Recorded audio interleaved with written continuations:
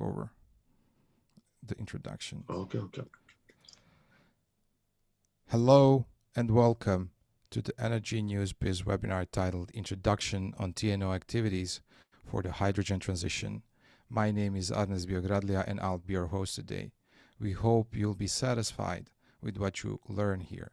TNO is the largest independent research and technology organization in the Netherlands. It has a wide portfolio of activities to support the hydrogen transition. TNO employs more than 3,600 professionals that work in multidisciplinary teams to develop innovative solutions at system level for complex transitions. During this webinar, Peter Paul van Veen, who is a business developer at TNO for Sub-Saharan Africa, will give an overview of the hydrogen activities at TNO and present several of the latest achievements.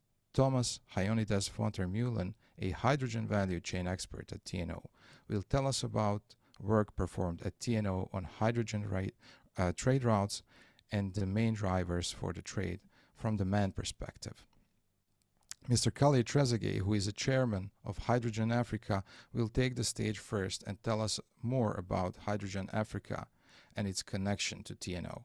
After all presentations, there will be room for some questions. Mr. Trezeguet, the stage is yours. Thank you. Good morning, gentlemen. Good morning to all audience that are seeing us all over the world. It's a great day. It's a wonderful day. Yeah. Before I start my word, I say hydrogen partnership for all. Hydrogen attract all our living society. My name is Khaled Trezeguet, the group CEO of TNT Corporation and the chairman of Hydrogen Africa. I believe once I say Hydrogen Africa, everybody will understand about. We're only talking about African hydrogen. Hydrogen Africa is an association that was built to involve all the good head, people who have volunteers, people who have the passion of African development. So that's why we create Hydrogen Africa Group.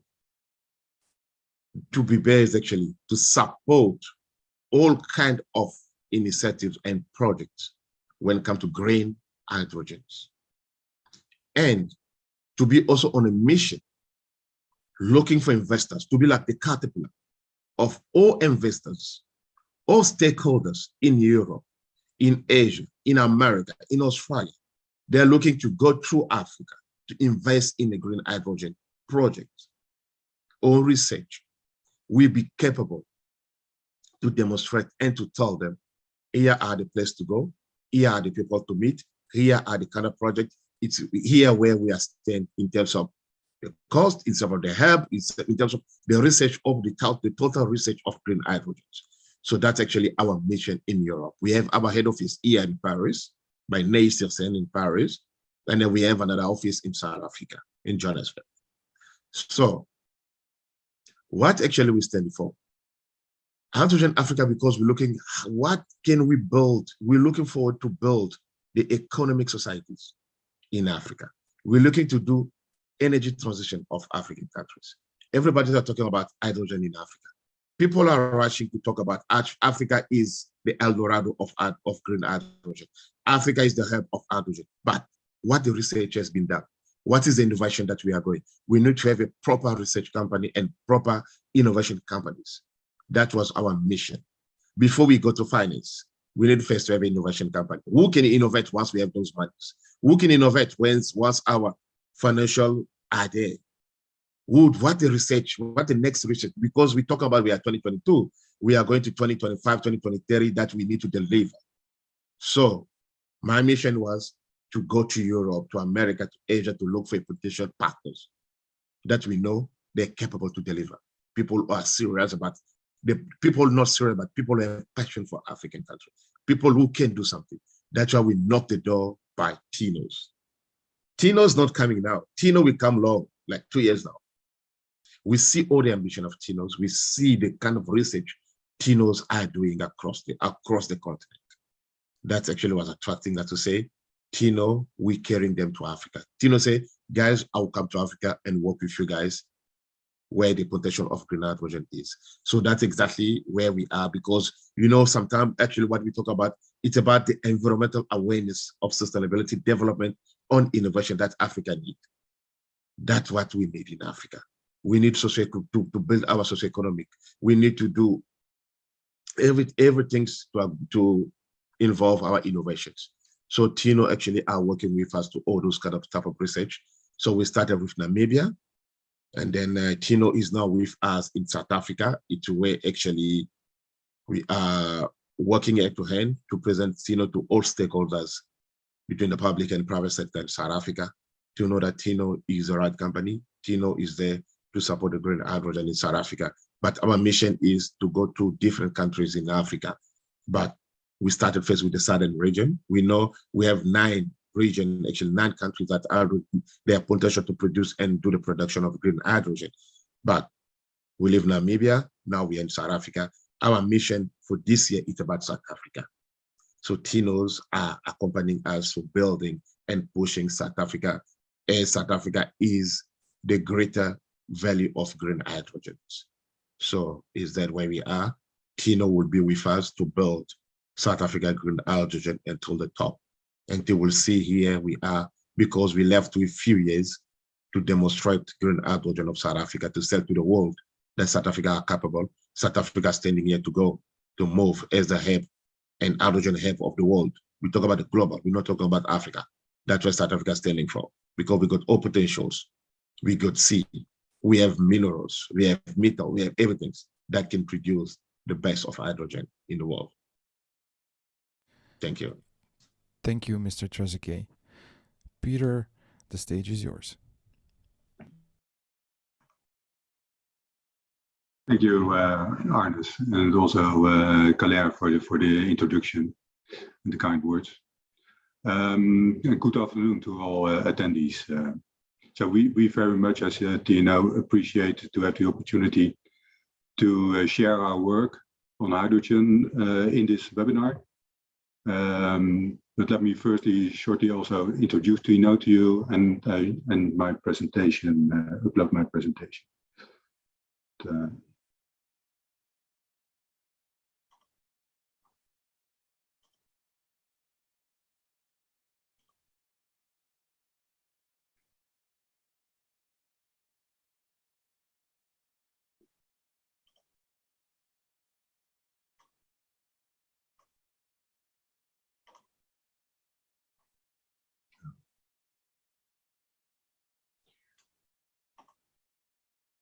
So, as Arnes already explained to you, the TNO is, but I will go into somewhat more detail there. We are a not-for-profit research and technology organization in the Netherlands. We employ about 3,300 professionals in 2021, but it's growing indeed, and at the moment we are already 3,600. Our turnover in 2021 was about 570 million euros, of which 18% international.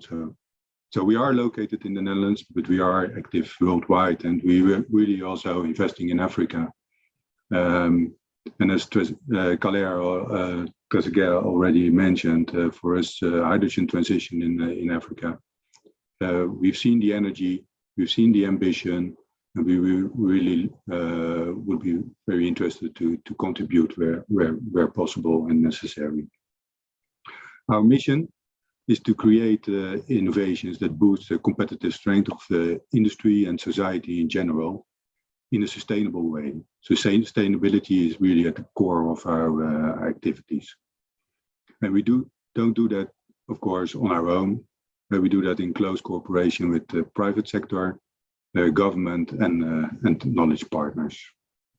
Our mission statements, to wrap it up, is to connect people and knowledge to create innovation that boost the competitive strength of industry and the well-being of society in a sustainable way. So let us first look at the task, and then I take the perspective of the Netherlands. The task we face in transforming our energy system, as we all know, is enormous. Only the necessary investments in hydrogen are already massive. And I would like to illustrate that by looking at the Dutch hydrogen strategy as it is presently unfolding. Yeah, it's also in the Netherlands developing very rapidly. First of all, we need electricity, of course, to generate hydrogen and renewable electricity. So in the Netherlands, we have the ambition to scale up offshore wind from the current 3 gigawatt installed power to 21 gigawatt by 2030. And this will be, indeed, this will be mainly offshore, as the picture also illustrates. In parallel, we aim to develop 3 to 4 gigawatt of electrolyzer capacity by the same time. So several projects are already announced, and the necessary landing infrastructure is also under development. But apart from local hydrogen production, we also will have to import hydrogen, that's clear. In reaction on the war in Ukraine, the ambition for import has been redefined and is now on a European level raised to 10 million tons of hydrogen in 2030. And the Netherlands is, of course, with its harbors and its infrastructure and as a gateway to the Western European market, is actively working on the development of export and import supply chains. The necessary infrastructures, such as terminals and cross-boundary connections, are prepared, as well as proper certification schemes necessary for trade and quality control are put in place. So this is not the only thing, of course, that has to be done. We have a distribution system for natural gas in the Netherlands at present, but already a start has been made to transform part of our natural gas pipeline backbone into a hydrogen backbone. And this pipeline system will then connect the hydrogen production facilities and the harbors with the main chemical industry hubs in the Netherlands and even abroad. In order to manage this massive investments in hydrogen infrastructure in a responsible way, it is necessary to align supply and demand carefully over time. And for this purpose, a decision cycle between government, TSOs and industry is in place. With a central instrument, a roadmap for electrification and the shift to hydrogen for the Dutch industry as one of the main off-takers. And this is all, of course, backed up again by schemes for legislation and policies, regulation, and also, of course, safety programs and education. At TNO, we have developed over the past years a broad portfolio of activities to support the development of an hydrogen economy. So this picture illustrates that we are working with in about six different programs and development which are aimed at specific parts of the value chain and address a specific target. So a central part of our portfolio is the development of advanced electrolyzer technologies, the hydrogen production in the center. We are developing electrolyzer technologies with minimal or no use of critical materials and with the potential for mass manufacturing. High volume storage of hydrogen is of course also foreseen. And as TNO, we thus perform research on hydrogen storage in cell caverns and abandoned gas fields.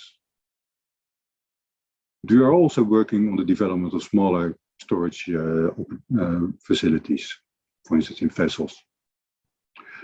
On the North Sea, we will have to convert our traditional offshore oil and gas production infrastructure.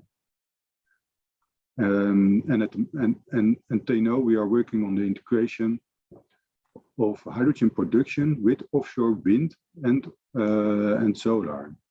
So where we try to make use of as much as possible of the existing offshore infrastructure. And just recently, we installed the world's first offshore electrolyzer on an offshore platform to get confidence in this type of technologies and also to get experience what it means to have an electrolyzer on an offshore platform. and what comes with it. As you know, the Dutch economy is highly dependent on fossil-based chemical industry. So now we go into the end user part. And TNO is a partner for the chemical industry in the Netherlands, but also abroad, to shift to hydrogen and electricity as main power source and feed. To support the transition, we give advice both to different industrial sectors as well as government on policy, business models, and ecosystem development. So altogether, this gives an overview of what we are doing in the hydrogen value chain.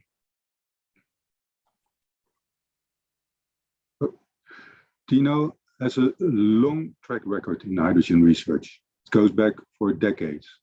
Over time, we have invested in dedicated research facilities, both for research into electrolyzers, conversion and storage, application of hydrogen in different domains.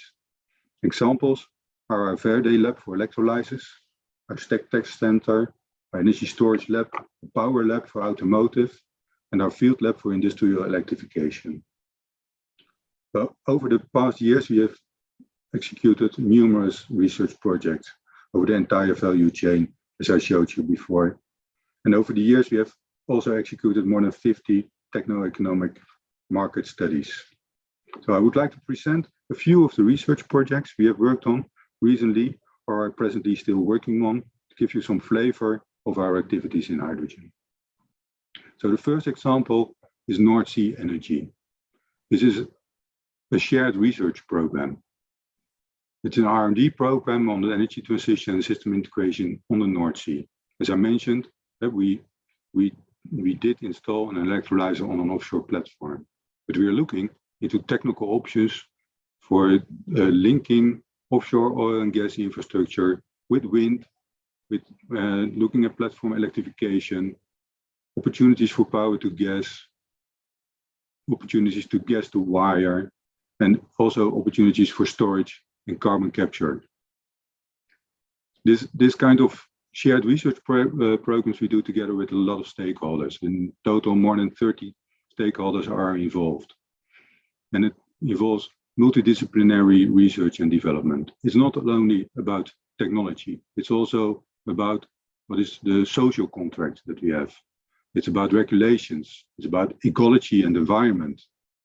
There has to be a business case, of course, but it's also, we are looking also at what is the effect on labor market. How do we get sufficient people with the right skills at the right time, at the right place? And what is also performed by TNO are macroeconomic impact assessments and energy system integration modeling to simulate the effect of investments made. These are large scale, this is a large scale program with a very specific target, of course, to develop this North Sea energy system. Some other examples. So an example is the HI3 program. And in this program, we work together with Jülich in Germany and Dana, and we analyzed the potential of the reuse of existing natural gas infrastructure between the Netherlands and Germany. So this infrastructure is currently used for export of Groningen gas from the north of the Netherlands towards Germany, but with production coming from of green hydrogen from offshore wind, electrolyzers at the North Sea. The vision is that in the future, the same pipeline system will be used to transport hydrogen into the Ruhr area in Germany. Again, this research is performed with 18 industrial partners from Netherlands and Germany, and this research is publicly funded. Another example is Nord 2. This is a large-scale hydrogen production from offshore wind and onshore electrolyzers in the north of the Netherlands. The project aims at developing in the end, a 10 gigawatt offshore wind park in the north of the Netherlands with onshore hydrogen production from electrolyzers and transport via the existing gas infrastructure of Gasunie, the Dutch gas distribution company, towards major demand centers in the Netherlands and Germany. This project has a timeline between 2027, when the first wind park should be built, until 2037. So it also shows that these projects have a long horizon. TNO in this project is executing the feasibility study together with DNV-GL. And this includes technology assessment, market assessment, energy system modeling again, and also the business case development. Another example of where we are working on the hydrogen production. So what we did together with a consortium of parties under the guidance of the Institute of Sustainable Process Technology, we developed a conceptual design and a cost estimate for a gigawatt scale electrolyzer plant. This plant should be ready for startup in 2013 and deliver hydrogen at a cost below the current cost levels for the manufacturing technologies. So the picture shows a possible layout for such a gigawatt plant. And as TNO, we studied what are the limitations in scaling up the current electrolyzers. And we wanted to better understand what is the potential for stack-up scaling, so to develop a view on future cost levels of such a plant. And the developed models that we have for the cost analysis of this type of gigawatt plants are validated with test results from our electrochemical laboratory in Petten, the Faraday lab. Some examples of storage projects we have performed. One is a high under, and the high under project focuses on the large-scale underground hydrogen storage for Europe. It's on a European scale, and we work together with institutes and companies from different countries in Europe. It gives the project assess the potential of hydrogen storage in underground salt caverns in this case. So benchmark is performed of large-scale seasonal hydrogen underground storage against other competing technologies. And we do assess the requirement for below and above ground plants and process technology that is required to operate such a storage. Individual case studies on hydrogen underground storage are performed in France, Germany, Romania, Spain, the Netherlands, and the UK. It gives us a really good insight in what's the present state of the art and potential of hydrogen storage in salt caverns. Another option for large-scale hydrogen storage is in abandoned gas fields. And well, that is the second project below. Apart from salt caverns, there we also looked at how to use depleted gas fields on and offshore for storage purposes. Again, multi-party and multidisciplinary, where we also look at societal embeddedness, regulatory frameworks, and risk. Some examples of power generation. So at the demand, going to the demand side, in the development we have a very specific development I feel is we know of course that there is a possible application of hydrogen in trucks, and well, we all know that in the end, of course, fuel cells could be used there for truck use of hydrogen in trucks.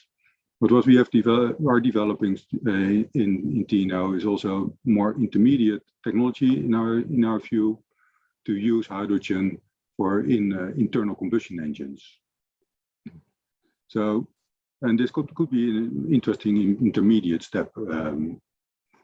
We're looking at combustion concepts, the power densities, the efficiency of such a combustion engine, both the tests for stationary and transient. Look at what is the need for after treatment if you go to hydrogen combustion, and you have to, of course, make adaptations in your fuel injection system. And you have to take preventions for certain effects if you go to hydrogen. So crankcase ventilation, backfire prevention. So what is this? This is also performed for a consortium of parties with a larger truck manufacturer in the Netherlands, and a possible interesting application of hydrogen in the mobility sector. And the last example is H2 Magnum. Here we looked at use of hydrogen as a fuel for a gas power plant. So we investigated the feasibility of conversion of one of the 3 Magnum 440 megawatt units in Eemshaven in the Netherlands. Gas power plants. What would it mean to convert one to hydrogen? And came out that, and in the end, that one could run on hydrogen, reducing the emissions with 4 megatons of CO2 per annum. We performed as TNO the energy market and systems analysis, and we did a design and evaluation of the large-scale value chain, where production of hydrogen is combined with CO2 capture, transport, and permanent storage. So, to conclude, as the projects presented show, the development of industrial ecosystems, that is really vital in driving innovation in hydrogen. You cannot do this alone, you have to do this together. And I would like to end this presentation by inviting all attendees to join forces, because it is our firm belief that only through large-scale and international collaboration we will be able to tackle the massive challenges we face in the time we have. And thank you for your attention. Thank you, Peter, for this detailed overview. Now, Thomas Hajonides. Thank you for introducing me, and thank you for the opportunity to share some of our insights in hydrogen trade.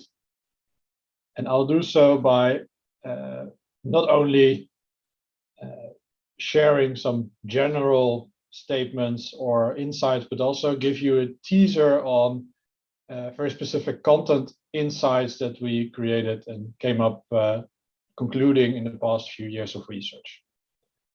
My name is Thomas Hajonides.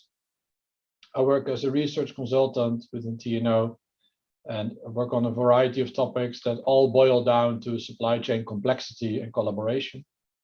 And I'll share with you these 3 insights that I promised you. Share my screen. There we go. Hydrogen trade, what matters from an EU off-taker perspective? And that is obviously the perspective that is much needed, because if we produce a lot of hydrogen elsewhere, and hydrogen has a clear purpose for its use, then one of these off-taker hubs will be Europe, and also the Netherlands specifically.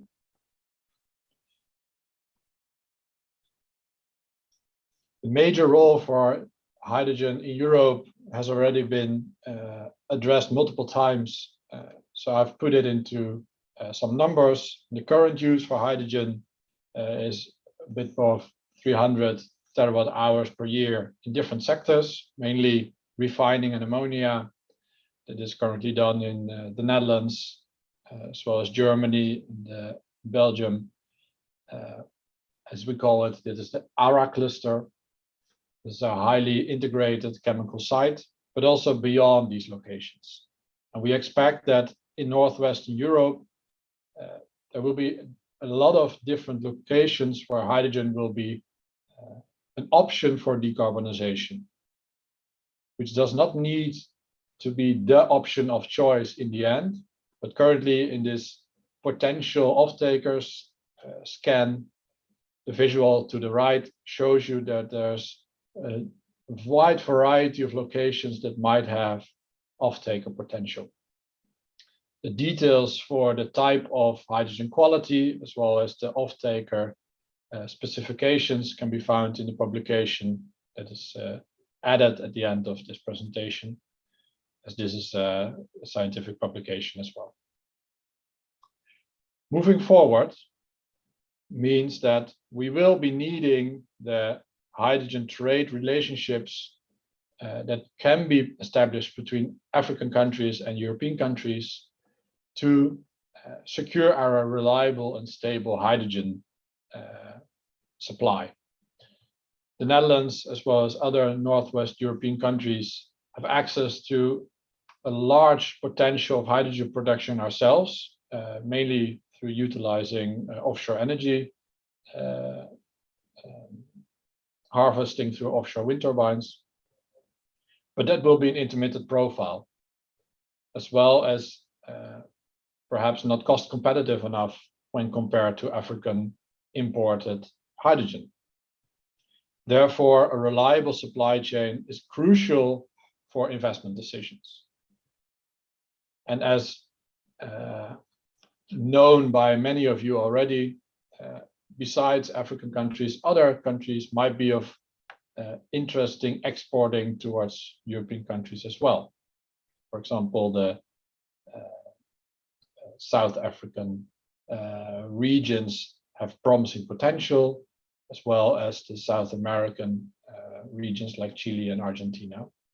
But I'll focus on Africa in this example, but it should be mentioned that there are many other competing regions that may be potentially exporting towards Europe as well. What is also important is to realize that when talking about hydrogen, we're not talking about hydrogen molecules only. We talk about ammonia when hydrogen is combined with nitrogen. We talk about methanol, a commonly used molecule already. We talk about, for example, liquid organic hydrogen carriers as a means to transport the hydrogen. But we also can talk about importing hydrogen-based molecules like diesel, kerosene, ethanol, and other commodity scale trade streams. So it's important to realize that when talking about hydrogen trade, we may actually mean methanol trade, or we might mean synthetic kerosene trade. So in my future 3 points of interest that I want to share with you, I will talk about hydrogen, but please be noted that other types of hydrogen-based molecules can be inserted as well. When talking about hydrogen trade, we need a supply chain. And obviously the supply chain can be covering, for example, the production of hydrogen, the logistics, as well as the end demand centers, but it can also be stretched towards end use, and then we would need to add intermittent distribution as well. As Peter Paul has introduced to you, the Netherlands is an excellent location for importing large-scale hydrogen and then feeding or distributing it towards other European countries. But I will focus only on trade up to the Dutch industrial sites where large-scale storage is possible. The distribution beyond, I've left out of scope. The 3 topics of interest. I'll talk about the essential role of security of supply for the Dutch and European off-taker perspectives, also about carbon intensity and about import cost. We believe that these 3 items are crucial in establishing trade relationships. Let's start with the security of supply. As I mentioned before, import may play a crucial role in flattening out the intermittent local hydrogen production profiles. For that role, it is much appreciated if that hydrogen that is filling these gaps is available at the times that the European industry or other off-takers are needing it. We will therefore be needing a lot of logistics optimizations for ship transport to operate and arrive right on time. But that is not the security of supply that I will be discussing. I will be discussing the combining of different production assets for hydrogen. And that would start with a reliable supply of renewable electricity. And an example there is the opportunity to use the land available in African countries, combined with different technologies that are most suitable for harvesting that renewable electricity, and combine those. For example, use concentrated solar power in combination with photovoltaics, and adding a battery will help you to create a stable electricity supply towards your electrolyzers, and therefore create a stable hydrogen output, which allows you to run stable ammonia or LOHC carrier production processes, and that leaves out the logistics challenge that we are very familiar with in other sectors already. So one of the drivers for establishing trade relationships from the African continent is the availability of complementary technologies and availability of land. Transferring to hydrogen, to carbon intensity as a driver or as a point of interest. It should be noted that we do not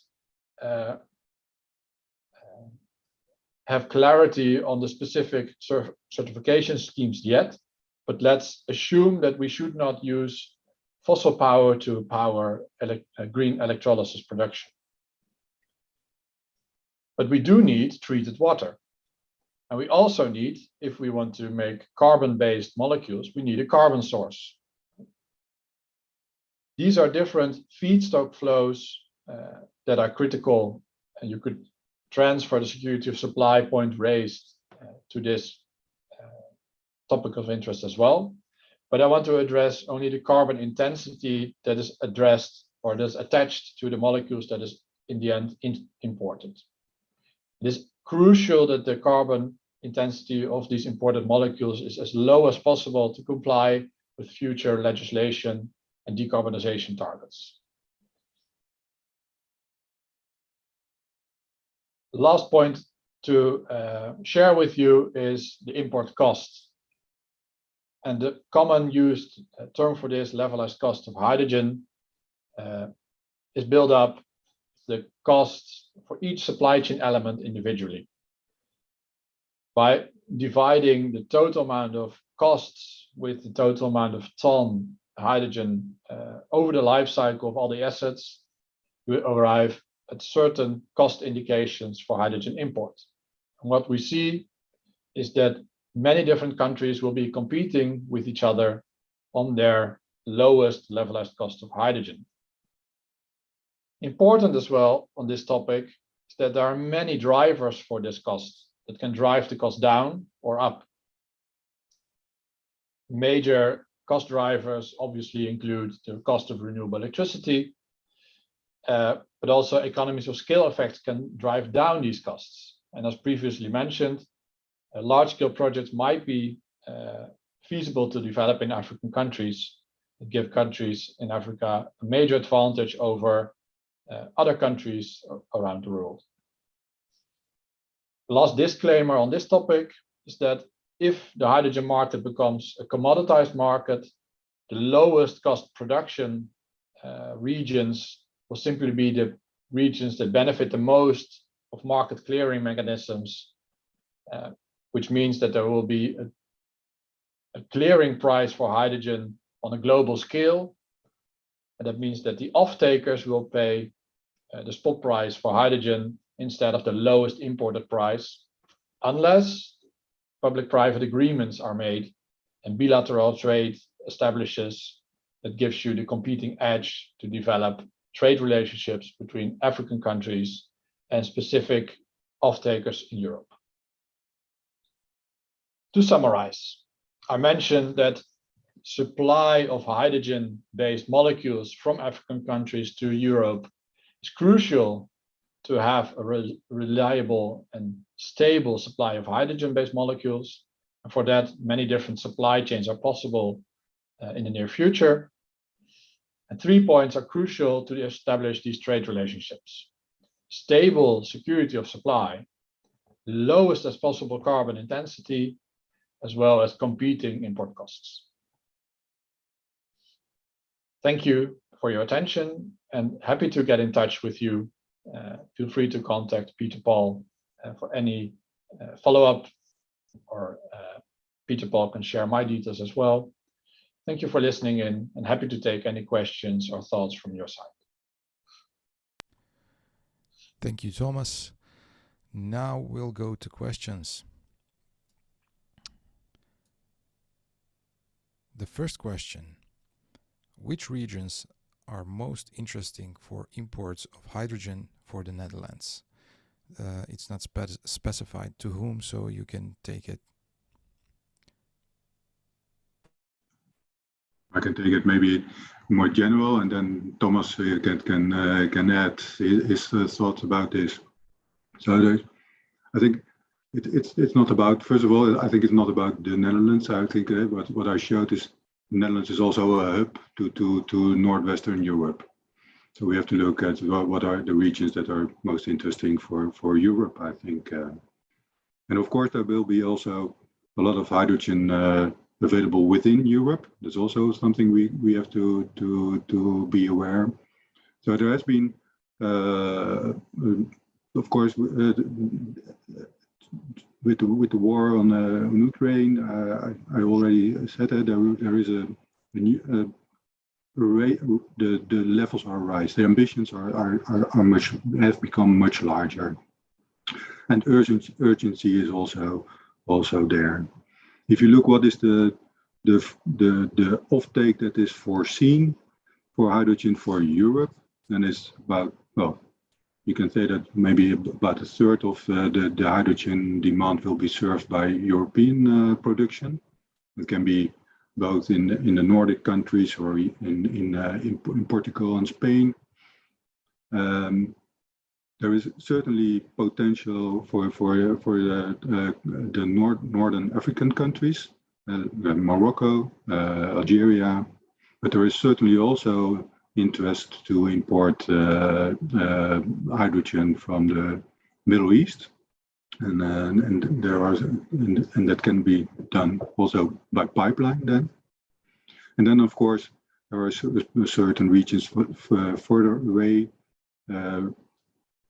There are talks with Australia, a lot of sun, infrastructure available. Chile in Southern America, and then of course coming back to Africa, and there is a lot of potential, of course, in Africa, and there are a number of countries are preparing and investing already to become a player here. Thank you, Paul. So you add nog something to this? Yeah, please. Thank you, Peter Paul, for starting off the answer. There are two things that I would like to add.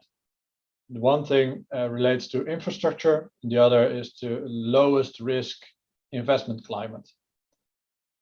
From our past experience and research, we clearly see the advantage of transporting hydrogen in gaseous form through pipeline, for example, from Morocco to Europe. But that type of infrastructure is not put there overnight. If you're able to establish a pipeline connection from the African continent towards large-scale industrial users in Europe, you have clear beneficial advantage. That will be more difficult for ship transport, although ship transport is more flexible. But also ship transport needs infrastructure and jetties. Basically, if you can establish the pipelines, then the North and African regions have a clear benefit. If that takes too much time to establish it, then shipment of hydrogen carriers can be first to go. The last topic that I want to answer this question with is the lowest possible investment risks and investment uncertainties that you can achieve. Because scaling up large-scale projects requires a large amount of investments that can only be done in the environment that is most friendly and most attractive to investors. And that means that many other topics that are not addressed here will come into play when people start making final investment decisions. And My knowledge about African countries is not sufficient to go into detail on this, but that is a clear advantage that we commonly see addressed by decision makers. Thank you. Thank you, Thomas. Next question. In terms of ocean transportation of hydrogen, could you provide us with details on the possibilities? Is a conversion to ammonia as cargo the best solution? I can take that question. That depends on how you define best solution. That is the clear scientific answer to this question, but that will probably not suffice. So I'll add a bit more details. Ammonia, when in the end used as ammonia, is a no-brainer for hydrogen import, as that is clearly more cost beneficial than importing hydrogen or producing hydrogen locally against higher electricity costs and then converting it into ammonia in, for example, European countries themselves. Importing ammonia from African countries with green hydrogen as a basis is currently already considered the most easy decarbonization route in European countries. But cracking back ammonia to have hydrogen as a hydrogen gas is more or less breaking even on the cost part when comparing it with LOHCs. Ammonia is a clear advantage when compared to liquid hydrogen. It's the general order of things that we currently see. Thank you. Now, question for Claire. Has there been any memorandum of understanding between the Netherlands and South Africa signed until now? Thanks so much, Hans. Yeah, there are some MOUs that has been signed between the two countries. As we know, if you go back to the past stories, you can know the relationship, South-South relationship, the one actually South Africa have with Netherlands. So we are working closely. We are working closely between the two countries actually to many projects, and then hydrogen actually add value to what we are going to. Yes. Thank you. Next question. We are seeing numerous projects and investments in the subsea pipelines for hydrogen. Can existing pipelines, gas pipelines, be used for transporting the hydrogen? And if not, why?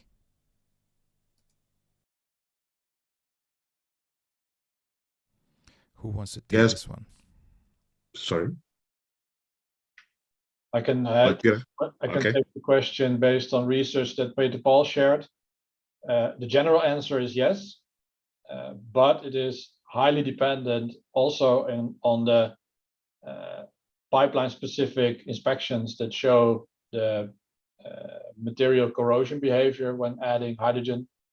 Admixing, so adding hydrogen, for example, to a natural gas flow, is without any problems until now, based on our research, done up to 20% of hydrogen in your natural gas stream. So based on research project that Peter Paul shared, many of these reports are available for the general public. You can find these findings as well. So let's stick with that. It's more detailed, should be read in detail in the reports. Thanks, Thomas. Again, question for Claire. Is hydrogen a bearer of hope for the economy and the future life in Africa? Thank you. What I can say actually, hydrogen, it's our new energy transition.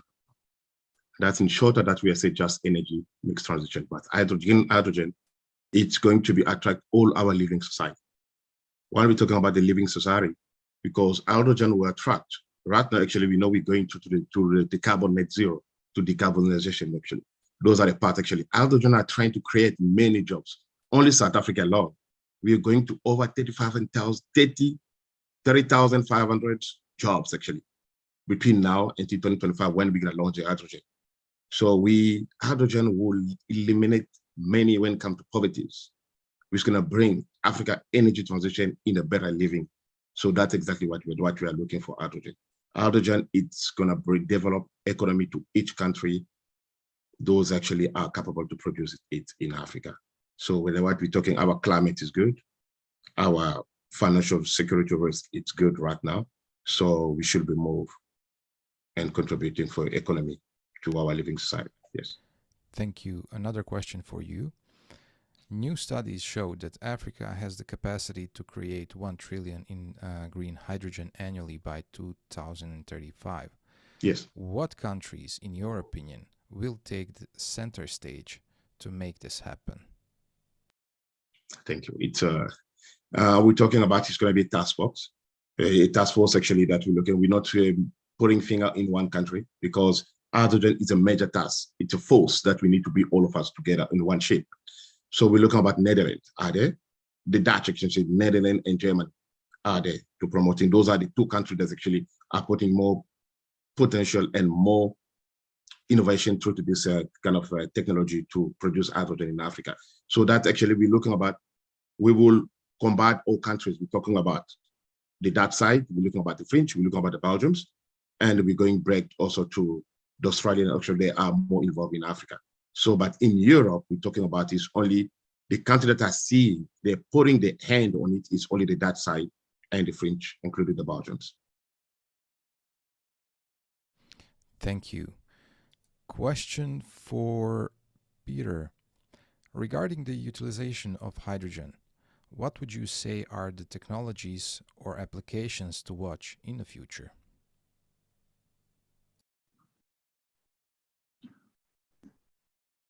Well, it's a difficult question to watch which applications. I think that if you look at the demand side, and there will be the first demand, as Thomas also showed, is replacement of existing use of hydrogen in chemical industry and in steel making, for instance. And that's the replacement of hydrogen already used now, but which is now gray. And this will shift to green. So then, what we have to look at is which companies are making investments in going in that direction. And then what we see, the first large-scale uses of hydrogen will probably be in chemical industry then also. So further demand will come from chemical industry, from the steel industry probably, and there will be also demand from shipping. And then if you go towards shipping, you go to let's say large volume shipping, and then there is also not, there is a debate in which direction that will go, and that are presently there has been, or recently there has been a shift towards LNG for long haul shipping partly. That was an important step, but it also required time and investments. What we will see is a shift towards other fuels for shipping, and this market will also develop over time. Thank you, and we will wrap up this webinar with the last question for Thomas. What is the main request regarding the regulations for trade between Europe and Africa?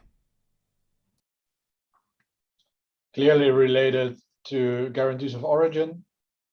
To what extent does hydrogen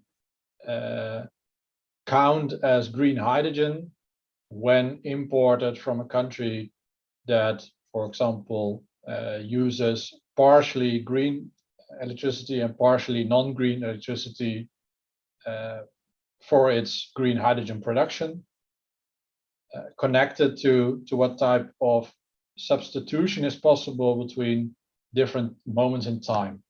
So basically importing green hydrogen from, for example, South Africa at time 1, using gray hydrogen at time 2, but on a system level being equal. These type of guarantees of origin and truly green hydrogen discussions and debates on the regulatory regimes are most pressing at the moment, based on my research until now. Thank you, Thomas. And this is it for today. I want to thank the audience and the speakers for their effort. Please don't forget to tune in tomorrow to our new webinar with Jack Velferis and Margot Ann Warner. Also, please like, subscribe, and share. Thank you